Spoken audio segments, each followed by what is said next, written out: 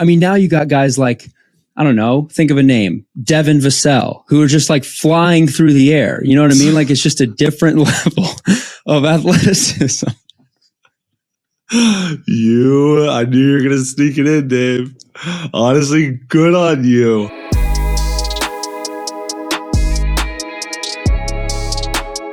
Hello and welcome back into the Long Shot Podcast. We hope you enjoyed our little conversation with the Pardon My Take guys that dropped yesterday. If you're listening to this, this is now dropping on Friday. I'm still trying to wrap my mind around the whole new schedule. Doing my best over here, but I appreciate you guys bearing with us. Yeah, happy Friday. Dunk, we still need to decide if we're going to name this part of the show. You know, like you said, it's a new flow for us. This now stands on its own. You know, we're thinking about names. We pitched it out to the community. We actually got some good recs. I want to throw you a few just to get your opinion on it. We'll decide if we're going to let any of these stick, but I think it's important to recognize we got some good stuff. One is the follow through. Really like that. Yeah, I thought that was pretty good. One is the 2-man game, which I really like, but my problem with that is that you have a very notable 2-man game with Bam out of bio. We talked about that. We talk about that a lot on this pod. And so it feels a little wrong for me to step into a 2-man game with you. Yeah, to be honest with you, I don't love that. I feel like that's almost sacred territory. I mean, I like the idea and where the idea is coming from. So far, the leader in the clubhouse is the follow through for me. Which is fair. The follow through is good. Okay, here's another one. And one. Because, you know, we talk about the meat and potatoes of the episode is the interview. So this is just sort of the extra bonus you get. And one. These are creative. I love what the community's coming with. Do we have any else? In the same vein, 4-point play. You know, because it's the long shot. So you got to think if again, we're using the meat and potatoes analogy, the interview is a 3-ball. And now you get something extra on top of that. You turn this into a 4-point play. I like the follow through. Maybe we can put like some sort of voting thing on Instagram, or you can do something where we get like the final two and do that. My vote is firmly for the follow through. I think it ties in beautifully with, you know, just that flick of the wrist, and also like we're following through on the interview and conversation that we had yesterday. And yeah, you know, it's just us two chopping it up. I also like 2-man game though. Now all of a sudden 2-man game is now grown on me. It's been like 35 seconds or whatever it's been. And now I'm like weirdly more into 2-man game than I was like a minute ago. So I don't know what the deal is with that one, but it's growing on me. No, I actually agree with you. 2-man game, I think both of those fit, the follow through and 2-man game. Follow through feels right to me. This follows the interview. We get to touch on it feels right. But maybe we put it to a vote. We've said this many times, but we make these decisions as a democracy. You know what I mean? You and I aren't running this long shot community. No. We're simply just surveying the people. And so, yeah, maybe we pitch this out and see what people like, but I'm rolling with the follow through, I think.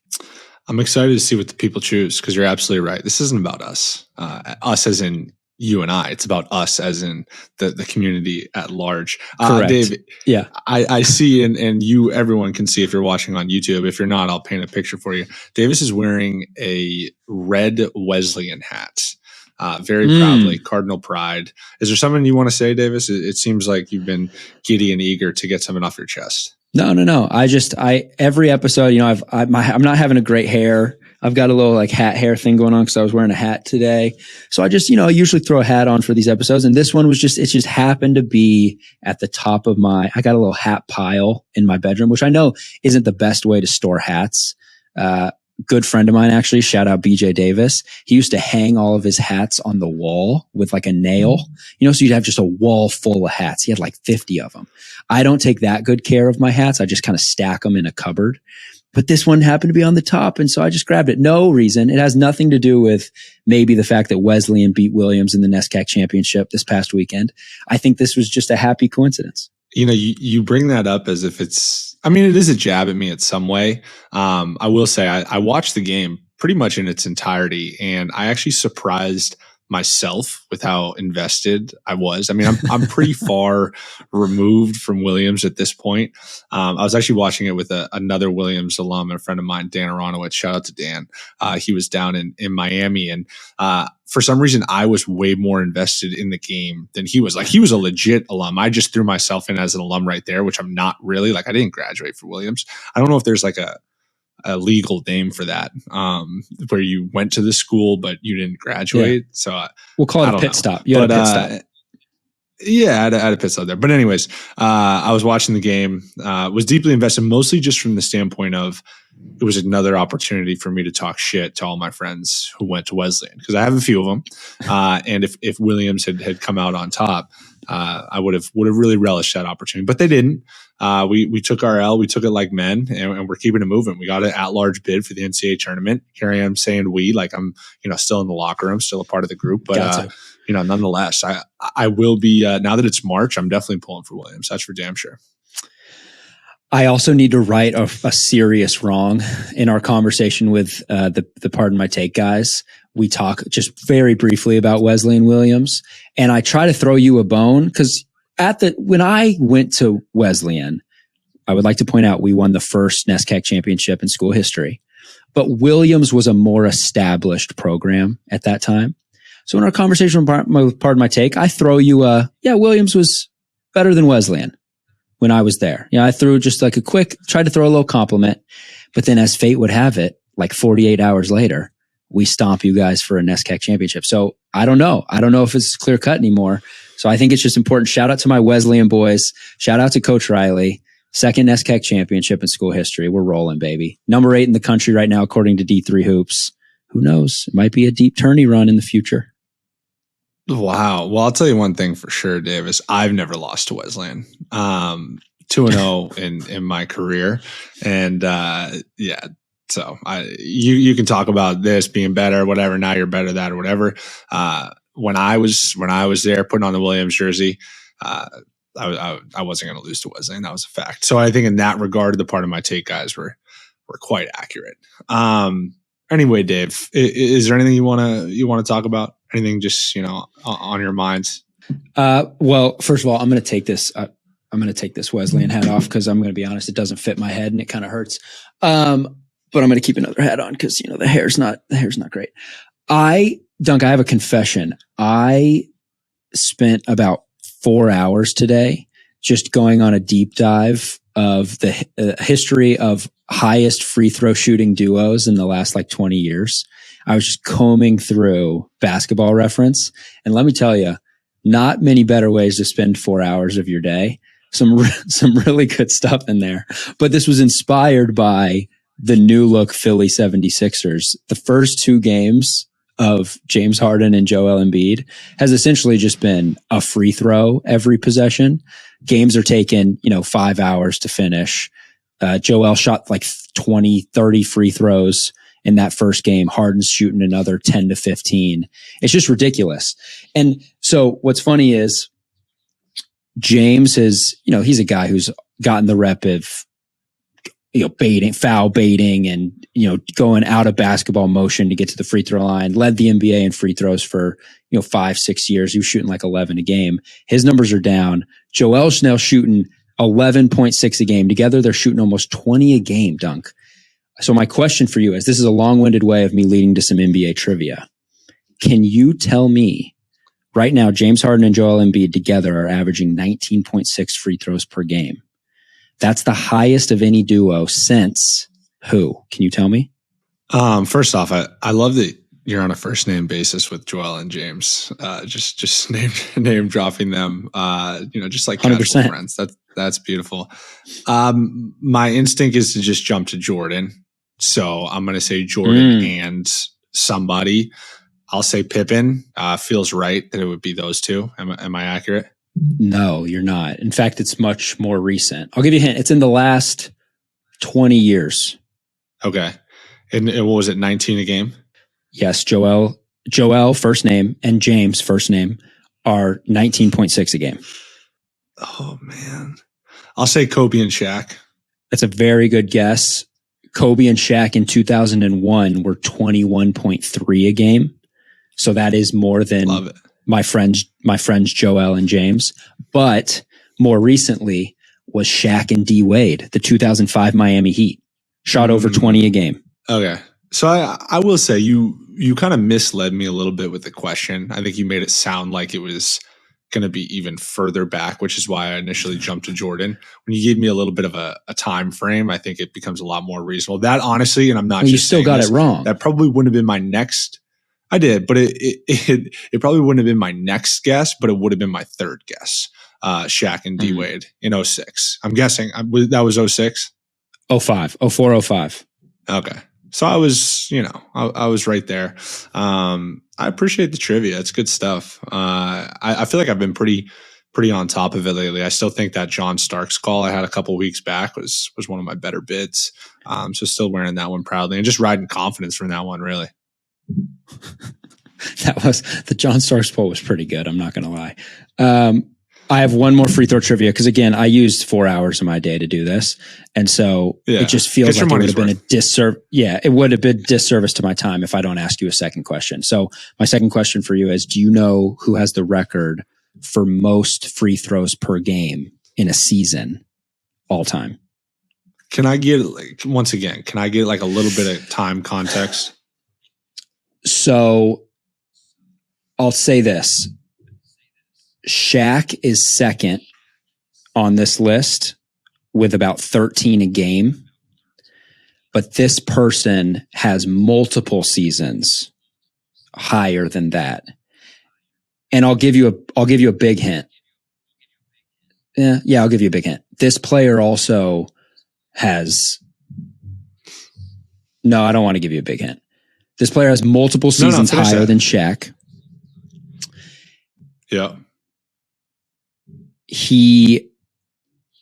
It's an obvious answer. I'll say that. This guy has ridiculous stats. I wasn't really looking for that. I was looking more of like a context thing. That's why, but you kind of gave it away with the ridiculous stats. I'm going to guess that it's Will Chamberlain. Just because all of his stats they're just an anomaly. In any other era, like I just don't think that, anyone's averaging whatever, like 40 and 25 and scoring 100 points a game. That's my guess, though, Will Chamberlain. Yeah, a bad hint. I gave it away. But yes, 17 a game. This guy's shooting 17 free throws a game. And then he has multiple seasons where he's shooting like 13, 14 a game. Right. Like that. Like that's one of those things where it's like, the next closest can't be 11 and then you're just 17. Like something is wrong there. Something's in off. A way. Yeah, something's off. And not that we need to get into this era debate, but I did see a fantastic clip the other day of who was it saying that Giannis was going to come off the bench, would have come off the bench in his era. Yeah. And good on Isaiah Thomas for writing that wrong, because I think he went publicly on NBA TV or something. It was just like, that's a ridiculous statement. And I can't remember who it was, and the name's escaped. I think it was Charles Oakley. I think it was, I think it was Charles Oakley. Felt right. But anyways, that is preposterous that a two-time MVP and NBA champion such as Giannis would come off the bench. I just don't know. I don't even know where to begin on that one. Yeah. I mean, look, I think you're more fit to have that argument than I am. And like you said, I don't know if that's what we're here to do, but it does seem pretty wild. That guy's like solidified. He's 20? He's our age. He's 27. He's 28, whatever. He's already solidified himself as a top 75 player of all time. I think that means you can probably last in any era. I will say, I think that only stands for the current age players. Is that not fair of me to say? If you're in the top 75 list and you've played in the last 20 years, that probably means you can survive in any era. But if you're in the top 75 list and you played 60 years ago, I don't know if that means you would last in any era. Is there a particular name that you want to call out, Davis? No, absolutely not. And I'm not the basketball historian to even go to that place, but just from, my sense of where the game is at now compared to where it was 60 years ago, I don't know if that's too controversial of a statement. No, I think there's some accuracy to it. I mean, look, I have a ton of appreciation for all eras of basketball. But I think like anything, it has developed since 60, 70 years ago. The game has changed. The game has transformed. We as human beings have changed and transformed. What we're capable of from like a sports science standpoint is just dramatically different. So I think, you have to, look at these lists with context. I think I've said this a handful of times, but just context is incredibly important. Incredibly, like, not to do this, but like Kyrie Irving is for sure one of the best basketball players, top 75 basketball players of all time. Forget a resume, this or that, if that's what we're talking about. But if we're talking about, comparing resumes on paper, then yeah, I guess he doesn't fall into the top 75. But anyways, I digress. What do we got? What else we got? No, 100%, dude. It's ridiculous. And we've talked about this, so I don't want to sound like a broken record, but just where the athleticism has come in the last 20 years, 30 years. I mean, now you got guys like, I don't know, think of a name, Devin Vassell, who are just like flying through the air. You know what I mean? Like, it's just a different level of athleticism. I knew you were going to sneak it in, Dave. Honestly, good on you. Oh, the transition was absolutely seamless. I was actually I'm working on my segues. Thinking that you were going to make like a resounding point, like with some bass in your voice. And then little did I know, you just put a dagger right in my back. Oh man, good stuff. Honestly, I can't even be mad. I almost just have to applaud it. That was special. Dude, I will say we don't have to talk about it at length, although now we're here. I will say I don't know if you've seen the picture. If not, I'm going to send it to you, but it is, I mean, look, I'll say this, you contested without fouling, which is commendable. There's not a lot that you could have done. The ball is at the top of the square when he's at his peak. Like, not many guys are getting up there to challenge that.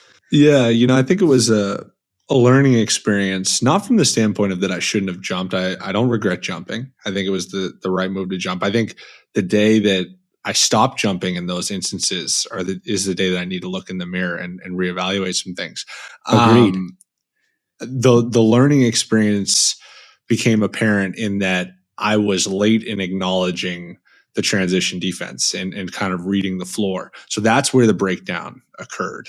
It wasn't the dunk on, like, that's what ultimately led to the poster that everybody wants to talk about. But yeah, it was a mistake. It was a blunder in kind of reading the transition offense as it developed. I was the first one back. I thought I had to I was pulling over to the strong side where the ball was, which is, solid defensive transition principles, load to the ball and then adjust. And I didn't adjust quite fast enough for a streaking Devin Vassell.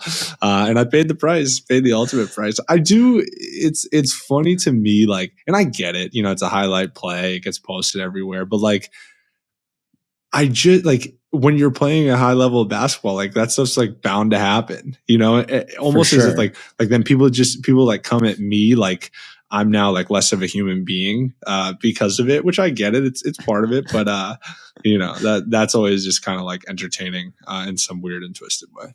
No, I mean, look, like you said, you not contesting it would have been worse. I mean, it's like you went up, and to your credit, you didn't foul. So it was a good job on your end of getting up there and at least making it a more difficult finish for him. Although I don't know how much more difficult, but you definitely made it more difficult for him without fouling. So you know what? It happens. There are certain guys in this world who are, 6, 8, 9, whatever Devin Vassell is, can jump out of the gym, and there's not a lot you can do getting in his way, but at least you can try. Yeah. I mean, it's, my thought process was, I'm not a shot blocker. I'm probably not going to block this dunk, but I'm going to try to wall up with two hands up, try to go chest to chest and just make it difficult. To be completely honest, did not expect him to complete the dunk. I didn't know he had that level of bounce, or length. I mean, that was the big thing, is like he cocked it way back. So in that regard, you just got to keep it moving. Thankfully, it wasn't a foul, so I had to like kind of live in the moment for a sec. I could just kind of take the ball out and keep it pushing. Next play, baby. But at the end of the day, I will say, Yeah, I will say, we won, took care of business at the end. So I guess that's all that matters. Didn't get the stop on that possession, but certainly went down swinging. That's for sure. The worst I've ever been dunked on was 9th grade AAU basketball. Perry Ellis, Kansas basketball legend, 4-time Gatorade State Player of the Year, 4-time state champion. Was at KU for 12 years. Transition. Somebody missed a layup. I went up for the rebound, and he just came up from behind me, put his nuts on the back of my neck, and just hammered it. And again, there's just, look, sometimes you just tip your cap. I don't have the illusion that I can stop Perry Ellis from tip dunking. It's like, that's not my job. So I went up and tried to get a rebound. What else are you supposed to do? Here's the thing, Dave. If you're playing a high level of basketball, you're going to get dunked on. I've been dunked on a lot in my career, in empty gyms, in packed gyms. If you want, we could go through it. We could name off some of the best. Actually, really funny moment that I should have brought this up a while ago on the podcast. But when I was in college, we were playing at Texas. And I got dunked on pretty badly. And I think we've actually talked about the moment on this podcast by Jericho Sims. One of the worst of my career for sure. That one was an and one dunk, and I had to just not anymore. Just experience that one. As he was shooting his free throw. But anyways, fast forward, or I guess now rewind to when we played the Knicks in Miami. This is probably about a month and a half ago, or maybe a month ago. Jericho Sims, we were up big. Jericho Sims checks in the game late. And after sitting for 44 minutes, catches a crazy lob dunk. And I'm sitting on the bench. Max Strus is in the game. He goes out, or maybe he got fouled trying to catch a lob. It was like something ridiculous, where it was like this dude was just sitting on the bench for 44 minutes and just came and just looked like he was jumping on a trampoline. Like, that's ridiculous. Anyways, Jericho Sims is at the free throw line and says to Max Strus, Max made a comment about dude, chill out or something like that, bounce is crazy, whatever. And Jericho Sims says, ask your boy over there about my bounce, referencing me on the bench. And Max comes up to me after the game and is like, dude, what is Jericho talking about, saying that he dunked on you? And then I had to relive that moment once again. I had to show Max Jericho dunking on me. But yeah, that was a funny moment. But also, I honestly don't even feel bad about that one as much in hindsight, because I watched that Clutch Sports Pro Day where he's over the rim and looking inside the basket. His head is so high. And once again, that's part of playing basketball at a high level. You get dunked on.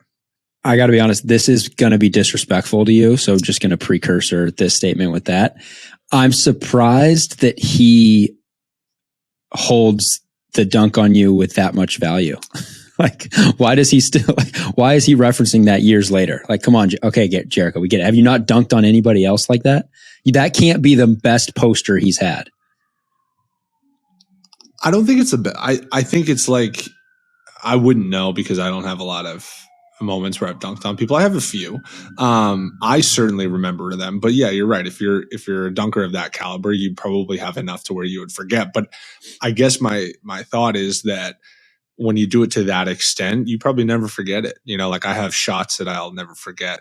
I just wish that there was something in the course of a game that I could do that could counteract getting dunked on, because I don't really cross someone up. I don't really try to dunk up. That's not really in my game. I guess I could hit a three and then make some comment about well, three's more than two. But that's really the extent of it. That's really all I got. No.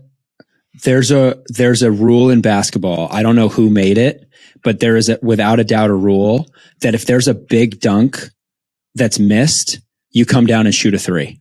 I don't know who made those rules, but it just, that's the way it goes. I've seen it 50 times. Big dunk, miss, you come down and shoot a three. And so I understand that if there's a big poster, maybe you don't come down and shoot a three, but that's where you come in. If somebody tries to hammer on you and they miss it, you just call for the ball, you fire a three. Yeah.